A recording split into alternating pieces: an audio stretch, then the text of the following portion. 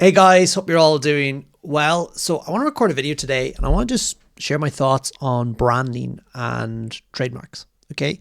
So a trademark is, let me just show you what it is. What do I have? Okay. Deodorant, right? This is Sure. Okay. I don't know if you can see it. So Sure is the trademark for this company, right? There's a bit better light. Sure is the trademark, all right?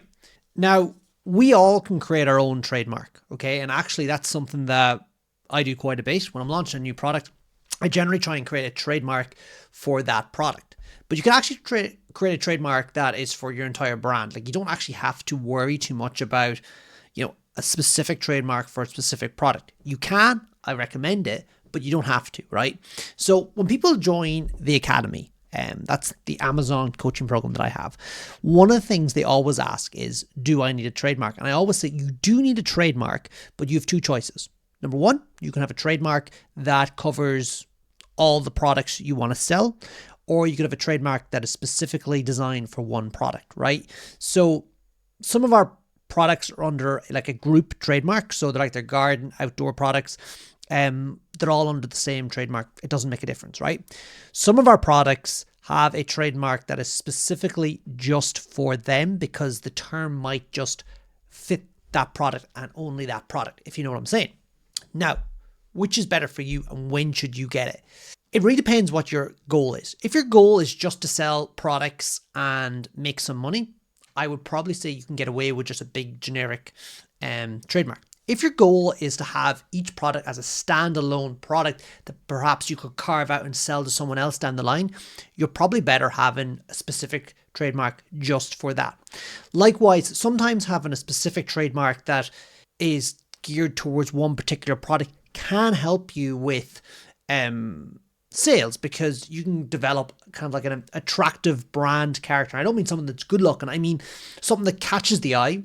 Could be good looking actually. Something that catches the eye, and bright colors that stand out. So when people click on your product, it just feels more premium. It feels like this is a really superior product. We're actually doing this now. We've done it before, but we're actually doing this now with new products we're putting in their tapes, and we are doing a trademark specifically around the tapes and a character for that will definitely catch the eye and definitely stand out when you look at all the other products in that niche. Okay. Now, sometimes when we apply for trademarks, it can be rejected. So someone could say, okay, I have a trademark that is similar to that. I'm going to say, no, you can't use that, because consumers might get confused between your product and my product. And then you have to decide whether you want to say, no, I don't agree with you, and take the risk that they may fight you in court. Or you're going to say, do you know what, you're right, and just scrub it and let them just go on their merry way and you just get a different trademark. Okay. So that can happen, and it can happen at any point up until your trademark is basically approved. When it's published. Until it's not published anymore, basically when that 2-month objection period passes, that it could happen. That could happen.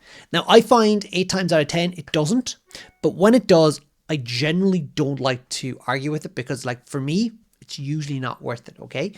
However, if you are betting on using a trademark for your product and you're waiting for that to go through before you order the product, it can be disappointing if near the end this happens, okay? So that's why there's a few things you can do. In that case, you can have your generic trademark, which means that you actually, the second you start launching your business, and when you set up your business, you applied for the trademark, which means that as you're doing your product research and, contacting suppliers and getting samples, your trademark is moving through that period, that 2 month, 2.5 month really, because, by the time you apply for it and it gets published and all that, as it goes through that period, that can be working away whilst you're doing your other stuff, which means that by the time it comes to perhaps manufacturing your product, you already have your trademark in the bag. So you can do that. Whereas if you wait a little bit longer, I would recommend picking a trademark that is very unlikely to have anyone object. And you know that by just, doing a bit of Googling, searching the trademark journals, going on Amazon and typing in what you intend your trademark to be, and just seeing, can I find something that is similar or identical to that. And if you can't, and if you're really struggling, the chances are that you're not going to have any objections. And then you just take that calculated risk.